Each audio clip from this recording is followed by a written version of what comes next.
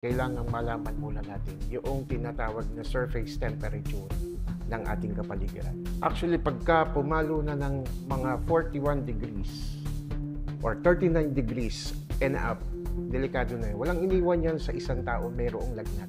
Na kapag ang lagnat ng isang tao ay umabot na ng 39 or 39 degrees Celsius, yan ay delikado na. At kapag umabot na yan ng 40 degrees and up, may tendency na magkumbulsyon sa sobrang init ng pakiramdam ng tao. Stay hydrated. Uminom ng at least 8 to 12 glasses of water daily. Tubig lang. As much as possible, iwasan nating uminom ng matatamis or ng soda, fluids containing caffeine, na imbes na ma-cool down ng katawan mo, mas lalo siyang iinit kung uminom ka ng kape. Meron kasing ganun tao na antes mainit, umiinom pa rin ng kape.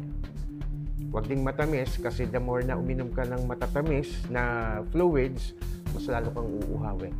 So, better, pinaka-the best, tubig. Isa pa, kung hindi maiiwasan na tayo ay lalabas ng bahay at mainit ang panahon at maaari yung mga comfortable clothing yung suotin natin. Magdala tayo ng payong lalo panangga sa init ng araw.